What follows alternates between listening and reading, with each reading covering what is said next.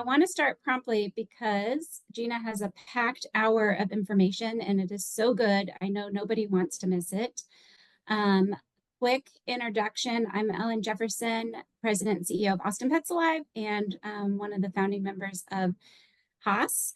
And Gina also was part of that group that got this kicked off. And so we're really excited to welcome her back and have her share her wisdom. She knows so much about so many things that happen inside and outside of the shelter that she is a wealth of knowledge. So today we're going to soul search. I am going to make you feel uncomfortable. Hopefully I will make you laugh a little bit. And lastly, and most importantly, inspire some action so that we can take back the market share where Americans are getting their pets. And that's really what this is about. If we can do that, we can eliminate the euthanasia of cats and dogs in our country. And I mean that with all my heart. I put this in here and it kind of irritates some people, but I really mean it. If this is not a job where you can treat people compassionately with love, respect, and kindness, please leave. If you need help finding a new job, I can help you do that. But if you don't love people, this is not the right place for you to be in. The whole premise of this surrounds this slide. How we make people feel in their interactions with us when they come to our shelters is the pinnacle of what we do. It is the most important part of our work. And I'll probably say this 10,000 more times. And the way you act is contagious. We all come to work in different moods, and we have this headspace. I don't know about you guys, but mine is mine's a squirrel all the time running around in my head. And it would be terrific if we could just parcel that off when we walk into the front door at work. But all of us have that, that noise, like you had a disagreement with your partner, you couldn't find your kid's shoe as you were running out the door to daycare. There's that $500 credit bill that you knew you shouldn't have spent on, and now you have to figure out how to pay it. The dog pooped on the rug. All of this stuff is swirling around in our heads. And it's not just our industry, it's every industry. So if we're going to be leaders, though, in this business, we have to be intentional when we walk through that front door. And it takes practice and it takes effort.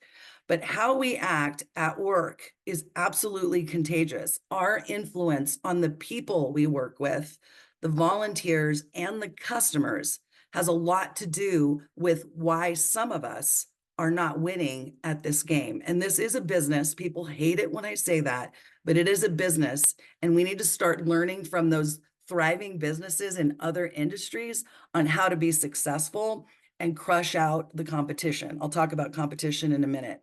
I found this morning and it kind of made me laugh, and it speaks for itself. If you're the sand in the swimsuit at your shelter, unless you've never been swimming with sand, okay, you won't appreciate this, but I'm pretty sure everybody knows how irritating that is. Only we have control over our emotions and our actions. No one else can make us happy or mad. But those of us that are toxic in the workplace and suck the oxygen out of the room, you know who you are, or you know who they are. That's what we need to work on. So a long time ago, many, many moons ago, and I didn't tell you about my background, but I managed, first of all, the Front Street Animal Shelter. But prior to that, I was in the call center industry. And I did 20 years at 911 in Sacramento, California. And I remember sitting in 911 training and having them say, treat each caller like it's your mother. I don't like my mother. My mom's dead now, and I'm really sorry about that, but I don't like her. And in that moment, I thought, that's a really dumb way to get me to treat people well. So I switched it, and I've taught hundreds and hundreds of 911 dispatchers in the state of California. And what I'd like you to think of is the person that you love the most in the whole wide world. Someone that you would die for, kill for, or wear an orange jumpsuit for, okay? That's like serious love. And for me, there's only one person, that's my daughter, Ruby. I adore her more than anything, anyone, anywhere. So take a second, and I hope you all have someone that you love the most in the whole wide world. And start your day when you walk into that shelter with the premise of how would you want that person's experience to be at your organization. And we're not all perfect. And, none of us are Mary Poppins. But if you are mindful about how do you want the person you love the most in life to be treated, that is a good launching pad, if you will. I use this in a lot of my slides because I think organizational culture is kind of the pinnacle of what we do. It's our vibe. It's our energy. It kind of guides everything we do, all of our programs. It guides our success. It guides our failure. And I hate to do this, but if you're the boss on the call, it's your responsibility to develop that culture, that personality of your organization. People always laugh at me when I use Tinder as an analogy. I'm presuming everybody knows what Tinder is. If not, it is a dating app. There's lots of them out there. I've never used them, thank God. I'm too old, I didn't have to do that. But let's just pretend you're on Tinder and you stumbled across your shelter. And on Tinder, if you swipe, is it to the left or the right? I don't know which, I can't remember which one it is. But if you swipe to the right, I think it is, you want to date that person and you hope that they want to date you as well. If you were on Tinder and your shelter popped up, would you want to go there? Would you want to date your shelter? I use that as a joke, but what about your shelter drives people to you? What is that first impression? I mean, did somebody greet you? Did somebody ask you if you needed any help? Was it clean or was it I go to a lot of shelters, and let me tell you, before this started, I was talking to Dr. J. Some of our shelters are nasty. Like we're sloppy, messy. I don't want to do business with an organization that makes me have the heebie-jeebies. I mean, when people walk through the cat building, do they smell piss or is it pristine? And yeah, we deal with bodily fluids and functions all the time, but are we staying on top of it? People remember that kind of stuff. Like how we present ourselves, how we look. And I know it's really hard to look cute and professional when you're wearing scrubs, but some of you maybe on this call rolled out of bed this morning, threw on a wrinkled whatever uniform you're required to wear, forgot to put your name tag on, put your head in a bun, hair in a bun, and headed out the door without any intentional thought about how you look. Okay, how you look, how you carry yourself, important to draw people into our industry. I had a friend once that said, if you look like a duffel bag, you'll act like a duffel bag. And it stuck with me, and it's true. And so I love AI, and so I've made a duffel bag human. Think about that. If you act like a duffel bag, if you look like a duffel bag, you'll act like one. So I think that great customer service, incredible customer service starts behind the scenes. It is how we treat the people on our team. More importantly, how we treat people behind their backs. And when you take really good care of your coworkers, your employees, your volunteers, people will go above and beyond for you. When I was a shelter director, my job was to take care of the people really well because their job was to take care of the animals, and that trickles down. I mean, people who walk into your lobby or wander through your facility, they can feel your vibe. If you're having fun at work, if people are smiling, if the energy is high, customers can't help but feel that. And we all know what that's like when you walk into a business and it's really dark and dim. And I don't mean the lighting, I mean the energy. And so how do we build up our energy in our respective shelters so that people who walk in, whether it's a rescue group or a donor or a new volunteer or an adopter, and granted, yes, we're focused on adopters, but there's this big giant sphere of people that we need in order to continue to be successful. And going back kind of to the culture thing, organizational culture is a big deal, and it impacts your employee retention. And I've worked with shelters that have like an 84% employee retention rate and some that have a 20. And I have to ask myself, what is it about the two different cultures that's causing that problem? I mean, money is important, and it's a great motivator for a little while, but the more you make, the more you spend, and it all flattens out in the end. But people will actually stay for less money if they love the people they work with. Literally, they love each other, and they love what they do for a living. They're getting a sense of satisfaction from the place they go to every day. So how we treat each other has a lot to do with employee and volunteer satisfaction. I like throwing this picture in. This guy was catching fly balls at a game, and he was doing it because the week before, some other schmuck just like him was doing the same thing, but he was gonna, I don't know what he was gonna do with the balls. But the previous week, the guy flew over the edge and died, and nobody saved him, right? So the reason I use this picture is we all see our coworkers going down the rabbit hole of discipline.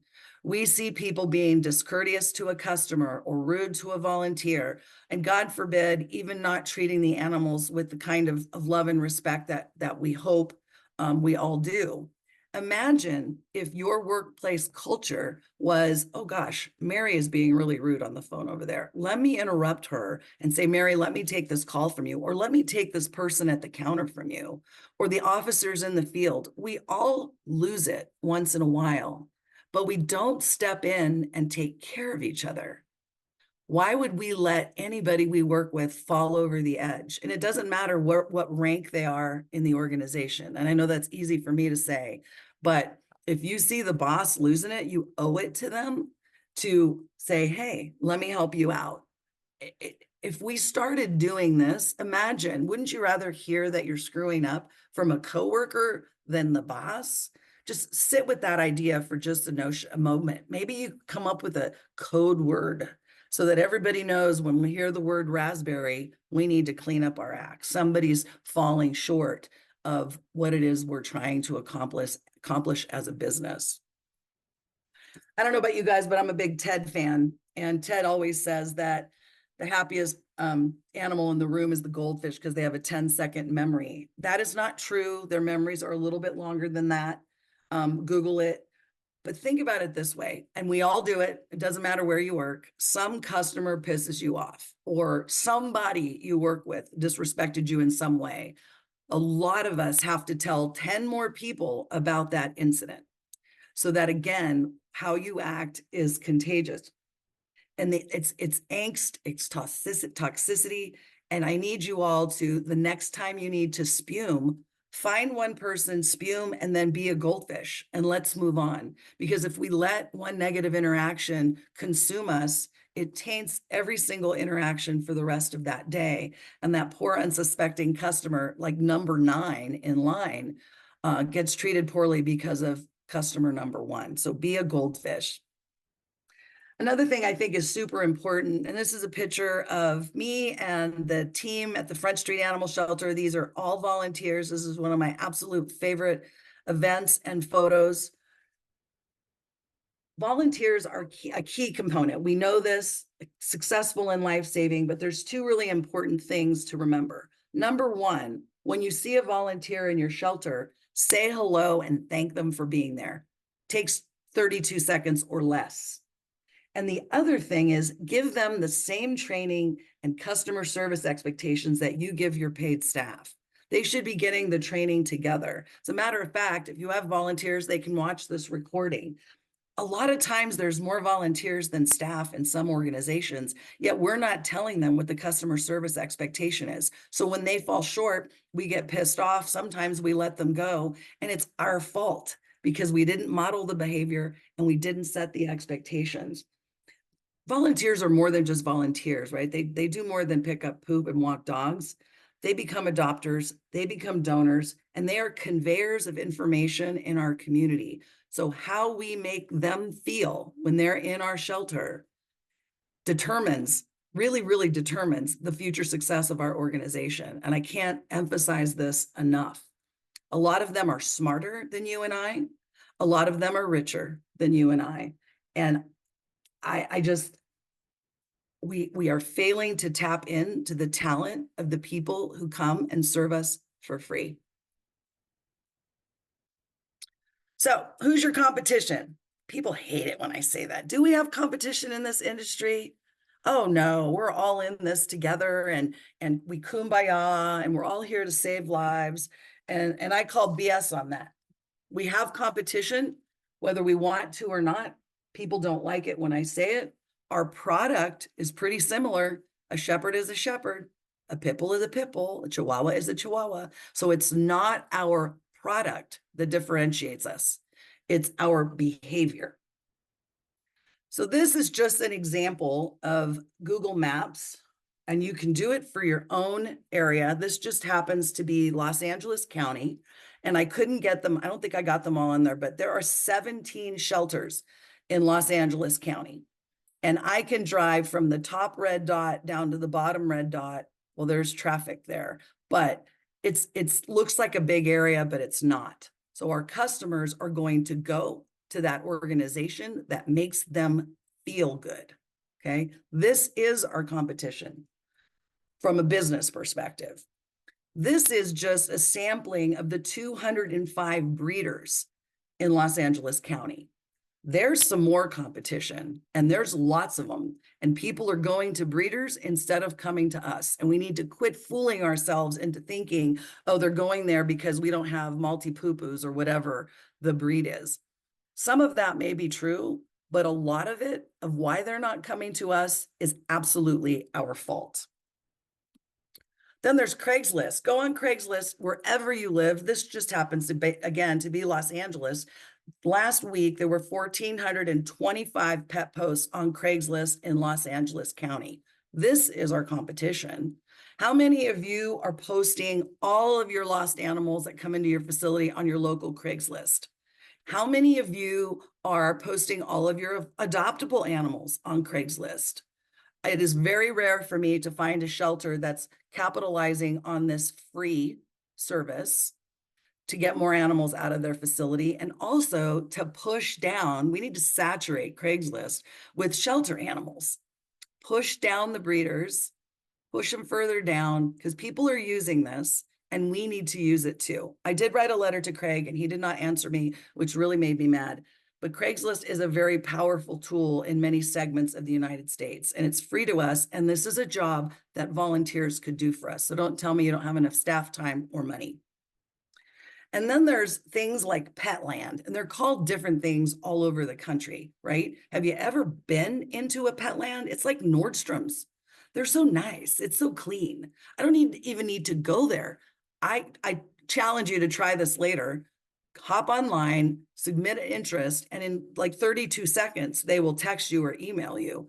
They even offer special financing. So I can get my $2,000 poopy doo or whatever breed of the day in less than 15 minutes. I can get upsold insurance, a puppy package, the bedding, all the things delivered to my house. Yet we have people coming into our shelters that sometimes wait 2 hours. I was in a shelter. I go to a lot of shelters. And last week or 2 weeks ago, I spent a lot of time in Southern California. And I was in a shelter for, I don't know, 28 minutes before anybody acknowledged me. 28 minutes. That does not happen at Petland.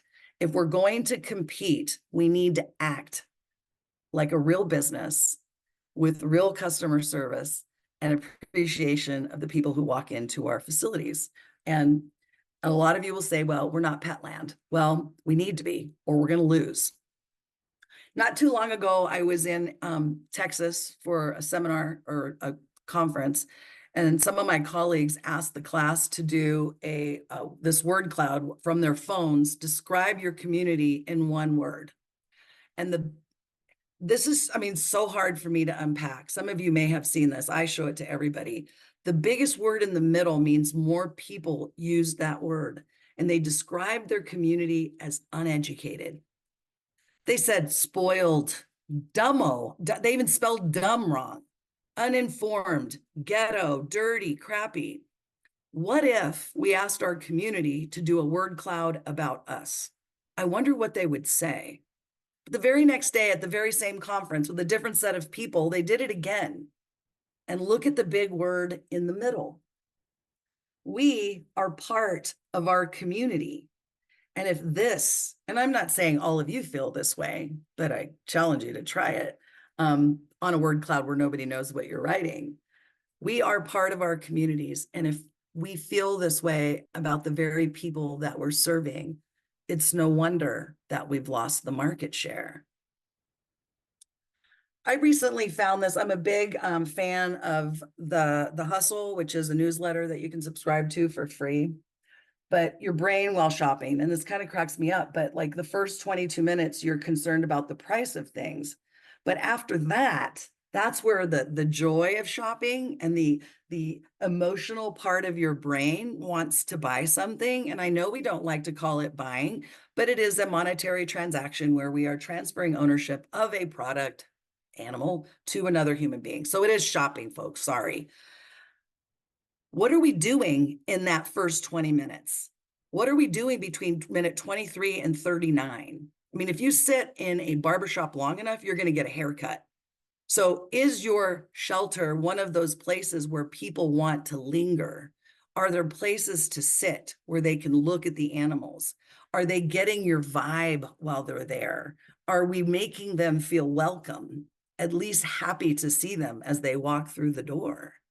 And if it takes too long, people shut down and they walk out empty handed. And there's a great webinar about the conversion rate. And I'll let Ellen tell you about that if you don't know about it. But how do we get more people who walk in empty handed to walk out with an animal at the other end of the leash? We need to start looking at the work we do from a very business, marketing, strategic standpoint so that we can catch up with the rest of the world. I always say that the customer experience starts a long time before they walk into the shelter. Oh, and look at, I screwed it up. It's in the middle of the picture and at the bottom. Sorry about that.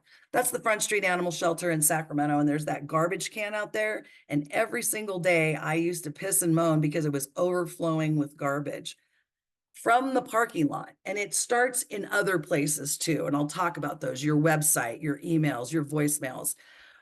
But it's the whole totality. A shepherd is a shepherd. A husky is a husky. But it's a pride, I guess, and a lot of shelters are old. And it doesn't mean they have to be messy. It doesn't mean they have to be dirty. You can put lipstick on a pig. You can. And then there's our lobbies and what happens. This is the tiny little lobby in Hamilton, Montana, where I live, and nobody wants to put pictures on the walls. That's a whole other conversation. But it's a random lobby. What happens when someone walks into your lobby? Are we training the people sitting behind the desk? Are we giving them an expectation of what happens when a human walks through that door? Most of us are not. We presume that new person we just hired, young or old, male or female or whatever, we presume they know how to be nice, that they're going to look up, that they're going to say, hello, welcome, how can I help you? We presume. Stop presuming, people. We need to tell them, this is what you will do each and every single time, and here's why it's important. Let me show you what this looks like. We hire new people and we focus on programs and protocols and software systems and blah, blah, blah, blah, blah, but we never focus on human interaction. And when you're hiring people, and I'll just throw this in there, ask yourself, could I be this person's roommate for 3 months? If you don't like their energy and you don't like their vibe, I don't care how smart they are, how much experience they have, because that's not what's going to sell to your customers. It's the energy they bring to the position. Smell, yeah. I go to a lot of shelters, and sadly, what I remember about some of them is the smell, is the feel. Like, I hate clutter, and so when I see piles and piles of whatever it is, and there are shelters, we all know we're hoarders, we like to keep these things. But in your brain, where memories are formed, it's right next door to your sense of smell. So I always ask, what do you want people to remember about how your facility smells? And the answer is absolutely nothing. Yes, a fresh pile of poop is going to smell, but how long has it been sitting there, right? We have to focus on how we make people feel. Even though no one's talking to someone, but when a customer gets a bad whiff, a bad experience that way, it stays with them for a lot longer than we want.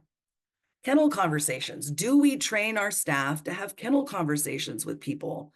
This is my local shelter with some lovely children in there.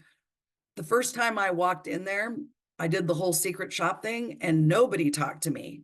I went across three employees. Nobody made eye contact. No one said hello. No one said, how can I help you? Nothing. No one said nothing. Customers remember that.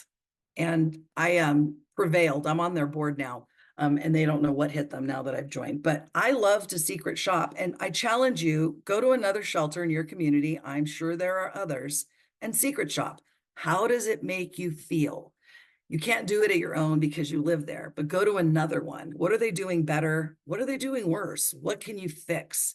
These are super, super important things. We have to teach staff and volunteers how to have kennel conversations with real life people, looking them in the eye, using language. And another thing that we don't train a lot on is you never know when that heiress is going to walk through that front door. We don't teach our front counter staff. Most of us do not. If there's someone that does teach this, please put it in the chat so we can call you. But we aren't training our staff on how to talk to donors. And they come in all shapes and sizes. And sometimes they actually do look like this. This old man came into Front Street once, and my office was right by the front counter. And he asked the gal at the front counter if he could see me. And fortunately, she didn't lie to him. She didn't say I'm in a meeting. She asked him his name and did he have an appointment? And she came and got me. And I took him into my office because that's where he wanted to meet. And he was smaller than me, so I thought I could take him, right? And he sat down and he looked mean. He just looked mean. And he sat down and said he'd read an article about the Front Street Shelter and he wanted to make a little donation. And he wrote me a check for $25,000. What do you do with that? How do we train our staff to cultivate some relationships so that people want to give to us? Do we have a process for that? Like in some shelters, if someone writes a check at the counter or makes a donation, they say, hold on a minute, let me go get the manager. If the manager's not there, get another supervisor and have them come up and shake their hand and thank them. Heck, take a picture for Facebook. People like to feel important. We need to cultivate these relationships and we need to train our staff in how to have them. Because if we don't, they'll give their money to somebody else. And what do donors want from us? Interestingly enough, in this day and age, and it really doesn't matter about the generation, people want to know where their money's going. What are we doing with their money? And usually when I do this live, I'll ask somebody in the audience if they know what their budget is, if they know what it costs to open your doors every day. What's your, length of stay or daily cost of care? How many animals are reunited with their families? All of these little kind of nuggets of data. And I would wager that unless you're the boss, most of you have no idea what you're doing with your donations, where they go, what things cost. And if you don't know, it is not your fault. It is the boss's fault for not sharing that information with you, because people want to know. They absolutely want to know, and it's the boss's fault if you don't know. So bosses, you need to start sharing this information with people if you want them to cultivate relationships with donors. So customers, and I've said this a gajillion times already, and I'm going to say it again, people want to feel important. How we make them feel through the whole process of walking into our facility, way before that, when they're on our website, people just want to feel important. That's it. People just they want to be heard. So if I called and say, hi, this is Mary Smith and my Cubadoodle Tucker got out last night. I need help. He's lost and I don't know what to do. Most of you do not remember my name, even though I just gave it to you. You don't remember my dog's. It's Tucker. I just gave it to you. And most of you probably weren't listening to the fact that he got lost. Paying attention and listening to people is very intentional. But if you can go back and say, oh, I'm so sorry about Tucker, let me see how I can help you. You have made a connection with that person very subliminally because they know that you heard them. And what's really interesting to me is that physiologically, our bodies liken that to the same physiological sense that we get from being loved. That's pretty powerful stuff. And it's not hard to listen. We just have to do it on purpose. And a lot of times we just don't. I mean, for Christ's sake, just be friendly. One of the basic customer needs, and friendly agents are a top indicator of a good customer experience. And this is according to like trend reports, et cetera. And good customer experience is associated with buying, telling people about your experience, buying again, in our case, adopting or donating or volunteering. These are personal choices that we make. We decide when we're at work how nice we want to be or how unnice we want to be. And if we want to win in this life-saving game, we need to shake up how we treat people. I am going to skip this video out of fear of losing time, but please Google this on YouTube. It is about a police officer in Southern California who for 25 something years has never gotten a complaint for writing tickets. I'm going to skip that. If we have time, we'll go back. Seth Godin is one of my favorites. You can also subscribe to his newsletter. And this is simply how customers are not created equal. Some give more, some spend more, some cause more trouble, but we have to figure out who we're dealing with first in order to figure out how to treat that customer. And so I highly recommend Google Seth Godin and sign up for his newsletter. Lots of really good wisdom there. This is one of my favorite things to do. And when I'm bored, I get on Google and I get on Yelp and I look at what people are saying about your shelters. Some of you are actually reading the Google reviews. Some of you are responding to the nice ones. Some of you respond to all of them. Some of you respond to no one, or you ignore the nasty ones. But no matter what we do, whether you have a Yelp account or not, people are reviewing you. And here's something super important. We are in a different day and age. Okay, my daughter's a millennial and she has taught me all about reviews. 95% of customers read a review online before they buy a product. That's huge. 94% say a review has made them avoid a business. And half of our consumers expect us to respond, especially to negative reviews, within a week. So if you do one thing today, go look at your Google and Yelp reviews, pay attention and respond and act accordingly. If you do one thing differently today, we are dealing with a different consumer. I'm a boomer at the end, and we're old and we're dying. And the Xers and the millennials and all of them that came after me are living their buying and purchasing, their purchasing decisions and adopting decisions on this kind of evaluation. This is a very long Google review, but there's one big word in all of this and this is a fresh one. We were immediately judged. We got schooled by a lady named Karen. I'm sure that wasn't her real name. We wanted to file some type of a complaint and ask for a survey form or whatever it was. They told us they don't have them. But it's the last line. And for sure, they will never see a donation from us as they use the donations to treat people poorly. No response to this review. This one is super telling. You would think that if you had somebody standing in front of you wanting to adopt a dog, they would be helpful or interested in helping you. Again, the last line, I feel sorry for the dogs there. I won't return just because of how I was treated. Don't even read this one. I read the first line, all capital letters. Do not adopt from them. I would not even read this. I would just keep going. And it doesn't matter if the complaint is valid or not. It's still up there in perpetuity.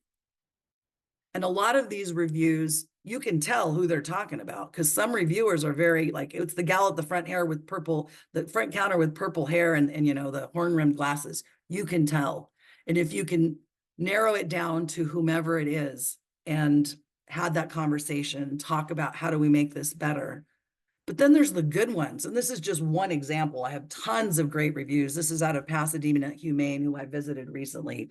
Wonderful place, clean, incredibly friendly. They take care of the animals. Like this is hashtag all the feels, right? These reviews should be printed out and put in the employee break room, in the employee bathrooms inside the door, emailed to everybody. These need to be celebrated because we need more people saying these things about us if we want to capture the adopters. Well, I gotta talk really fast. This is the communication pie. You probably already know 7% is words, 38% is voice or tone of voice, and 55% is body language. So don't be a duffel bag whipping through here. When I say words, I'm not really talking about the kind that come out of your mouth, although those are important. Most of us have mastered the ability to speak. But what about your emails? This is an email from a volunteer program. I won't name the organization, but it's pretty fresh. You don't have to read it. What we do have to know is everything in red is either like uppercase, screaming at people, yellow typographical errors, totally lots of mistakes, but it's not what it says that bothers me the most. It's what it doesn't say. There is no thank you so much for being interested in volunteering at our shelter. And this was the second such type email sent to a colleague of mine trying to volunteer at this organization. So it's not made up at all. If I got this email, I would delete it and go find an organization that cares enough to use their words properly. Tone of voice, 38%. Y'all know about tone. I don't have to tell you about it. You know it when you hear it. It's kind of like pornography. This guy kind of says it all too, his look and his tone. And body language. Do you have a little pep in your step? Are you slugging through the kennels looking at your iPhone? We do that. Go secret shop. You will see it. And our customers see it too. How we carry ourselves says a lot about our organization, our pride, and it oozes to the people that walk into our facility. And listening. And I already touched on listening about the lady whose dog Tucker was missing. We need to be intentional about our listening. And I know we're busy, and I know it's chaotic in shelters. I worked in one for 10 years. I get it, but it's something we need to practice, and it's also something we need to train to when we hire new people. We all have biases. I know I do. We learn them from our parents, from TV, from all the things in life. In the back of our heads, there's this little nagging thing that makes us not like something, but they can be identified and they can be corrected. And I'm just going to give you one little example of something that happened to me when I was brand new at Front Street. I had no experience in sheltering, and this guy walked in to find his missing dog. This isn't him, but this is what I saw. Okay. And he filled out his little form that I never looked at. I never said his name, and I didn't even know what kind of dog we were looking for. And in my head, this had to be his dog, because look at him, right? This was his dog. And as we walked through the kennels, and I just love this story because it was really a moment in time for me where I realized that I screwed up and I needed to do better, not just with return to owner, but return to home, but with people in general in the industry. We have a judgment problem. This was his dog, not his dog, but it looked like his dog. When he got to the kennel, he's crying, the dog is squealing, and I feel like an utter idiot. We judge people too much, and we've got to kind of slice open the top of our heads and take out all of the bad and focus on all of the good, because there are good people. I saw this kid on a train in Seattle, and he had tattoos and rad kicks on, and he was totally cool, and he had his little white dog with him, and whatever they're looking at must have been super cute. We have got to stop judging people, number one. And I always say, I learned this somewhere and I can't remember where I learned it, but we have a problem in our industry, and we have a cruelty to people problem, not so much to animals. I'll tell you a story about an organization that I've been working with for almost a year now. Little senior dog comes into the shelter as a stray. The lost pet reunification lady gets to work, manages to contact a neighbor. Apparently the dog is owned by a war veteran who's on hospice. He's had the dog for 13 years. He desperately wants his dog back. Prior to getting all of this information, though, the lost and found lady had a potential address, and she asked an ACO to go out and let them know that we had the dog. The officer doesn't make it out that day. The next day, she runs into him in the hallway. Actually, it was a female officer. She runs into the officer in the hallway and says, "Never mind. I've found the owner and I'm making arrangements to get the dog back to the owner. Actually, maybe you can drive it back out there." And that officer says, absolutely not. I can't cancel that call. And he goes out to the old man's house anyway and writes him a big fat ticket for animal at large, and ends up, I don't know how she did it, but ends up having the man relinquish ownership of his dog. And the dog went to a rescue at age, 13, 14, owned by a veteran who's had him his whole life, who's in hospice. We have a cruelty to people problem. And this is not an isolated incident. This is fresh. It's not from, 2012. And I'm sure that all of you can tell stories like that. I think one of the biggest places a lot of us are hiring from outside of the animal industry, because it's slim pickings out there, but that's not such a bad thing either, is we don't teach folks how to have conversations about really weird things. I mean, most places don't talk about testicles, right? It's a weird business, but we put this kid at the front counter. I say kid, new person at the front counter. We expect them to know all the things, how to make eye contact, how to show empathy, how to have compassion. We don't show them what these things look like. We just expect that their parents taught them how to do it properly, but they didn't, and they don't. And then when we fail and we get that horrible Google review, we scratch our heads and wonder why. So the old lady that walks in, her cat got hit by a car. She went to the vet. She's holding the cat in line, by the way. And the bill's $4,200 to get the cat's leg fixed, and she can't afford it. Somebody in this audience is probably saying that's what she gets for having an indoor-outdoor cat. That judgment is still there, and we need to figure out how to release it and unleash it. I don't know about you guys. This is still prevalent in our industry. I still hear it. If you can't afford an animal, maybe you shouldn't have one. And we need to come to the realization that poor people, old people, young people, all people deserve the love of an animal. And who are we to judge? Heck, how many of you have an extra $4,200 lying around so that you could fix your cat? And I've done this in a classroom with live people, and one person was left standing. Most of us don't have access to an extra $4,200. So who are we? Most of us in the industry don't make a lot of money. We can't afford to do some of the things that we judge the very people we're tasked with helping. So what do you do? I forgot to forward it. I just kept right on talking. So what do you do? Maybe you don't have a program that's going to be able to help the old lady and her cat, but we can start with, how about, I'm so sorry this happened to you and your cat. I can only imagine how you must be feeling. What can we do? And even if the answer is no, and it may be, not all the shelters have the resources or programs to help privately owned animals. But if the answer is no, it's how we deliver that no that matters, that woman will remember how we made her feel in that moment. And a lot of times we do re-victimize people. One time at 911, I'm training this new gal, and she's taken a call, and she's new, she doesn't know, but we do a lot of training. It's like 12 weeks of training before they answer the phone by themselves. Because, you're dealing with some serious situations. So a college girl calls, she went out on a date, first date with some guy she met, and he raped her during the date and then dropped her off back at her apartment, and she calls 911. She's hysterical. And the dispatcher is focusing on all the things that we teach them to focus on. Direction of travel, when did this happen, description. And she asked the victim, what was he wearing?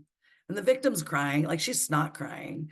And the victim says, I don't remember what he was wearing. And the dispatcher said, you just had sex with him. How could you not remember? That, hopefully there's a collective gasp in your homes. That's re-victimization. And we do it to people in our industry all the time through judgment. You should have had an indoor only cat. Your dog shouldn't be wearing a muzzle. Your dog shouldn't have this prong collar on. All the things. We talk about fear-free to the average person. They don't have a clue what that means. And returns, over and over and over, we fail to treat the person returning the animal with a modicum of gratitude for getting that animal out of the shelter albeit for not forever, but for a short period of time so that they could provide us with more information.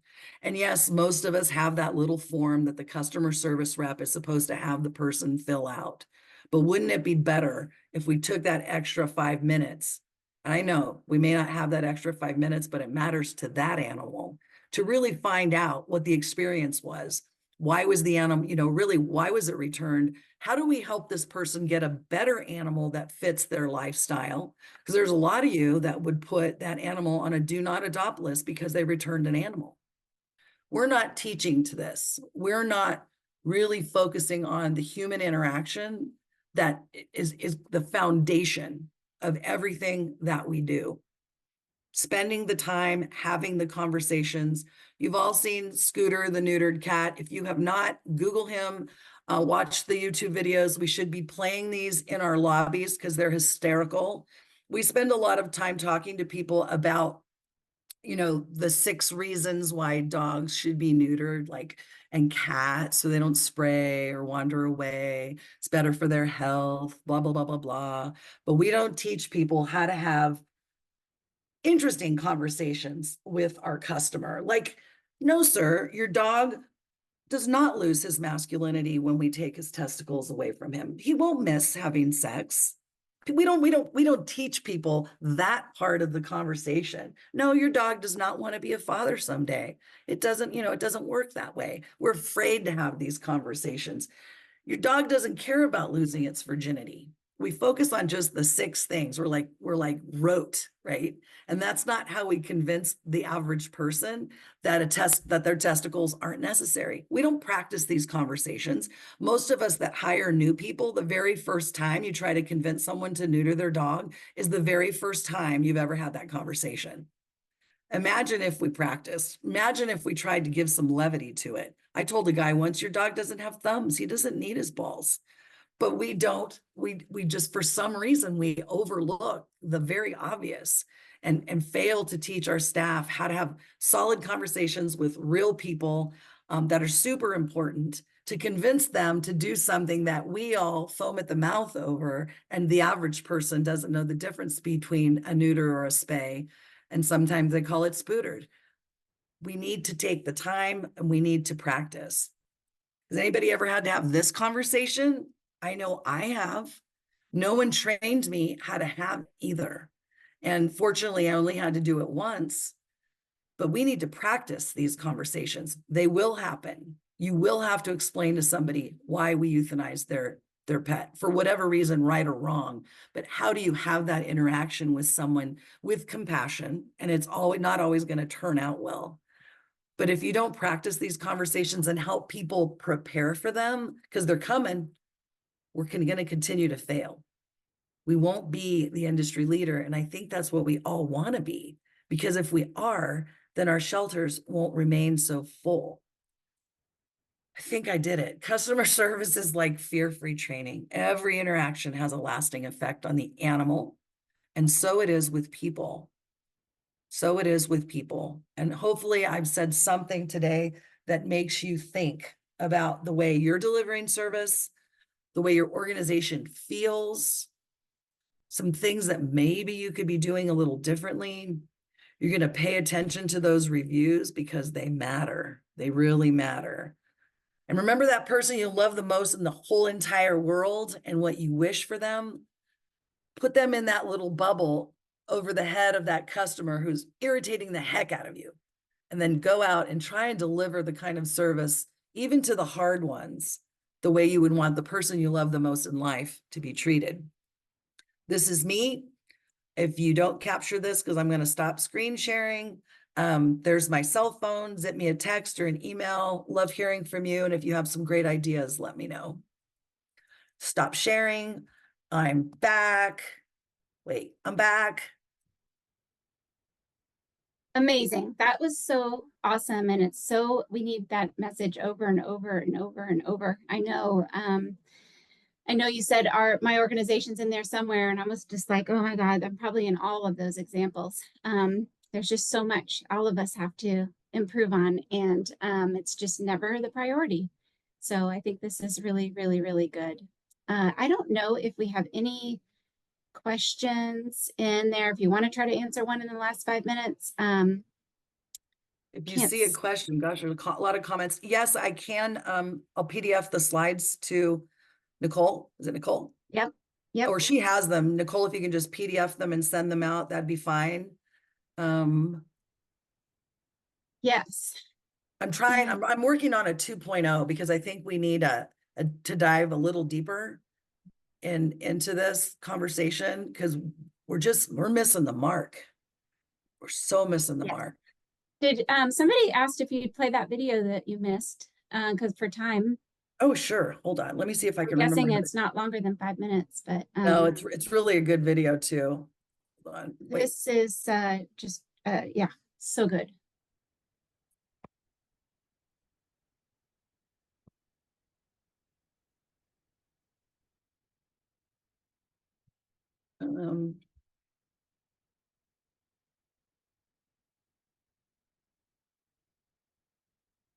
Where is he?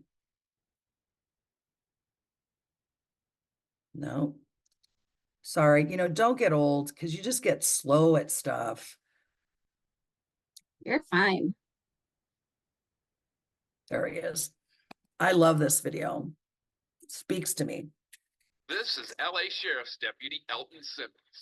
I bet you don't like him already. Seeing him there, hiding in the shadows. Why can't he go catch some real criminals, you may be thinking.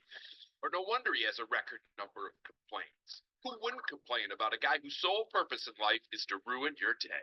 Around the corner. By the very nature of the business, all LA County traffic cops can expect to get at least a few complaints every year. A lot of them are petty, people just mad because they got a ticket. But regardless, they all get documented and placed in the officer's personnel file, which is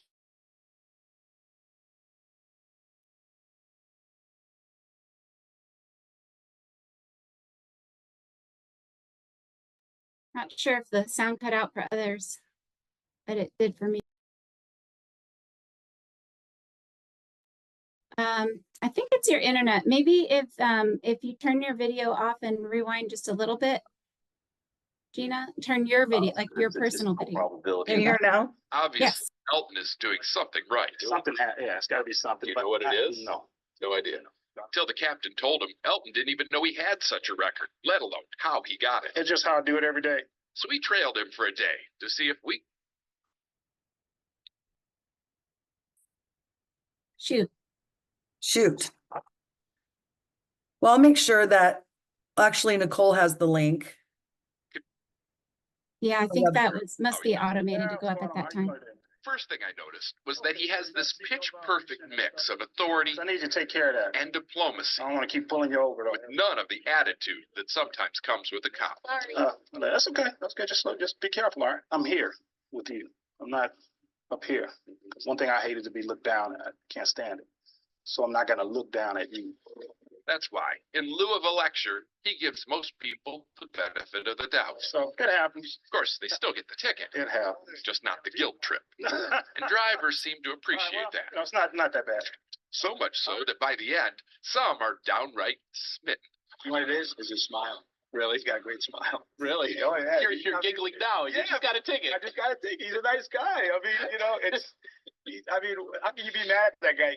Apparently, you can't. Disarming. That's it. Disarming. Time after time, Very kind. ticket after ticket. Never so happy to get a ticket in my life. We saw Officer Elton Simmons melt away a polar ice cap of preconceptions. And his boss says there's a lesson in there for hard-nosed traffic cops everywhere. Their excuse is, well, I get tickets all day long. I'm going to get complaints. Well, that's not true. The thing that struck me the most about that video, or one of the biggest things, was that how can he have so many commendations over his career and nobody told him? So when your people are doing good, if you hear a great customer interaction, we've got to follow up with that employee. It doesn't have to be a trophy, but it's like, wow, you really handled that tough conversation so well. So that's all I got today, Ellen.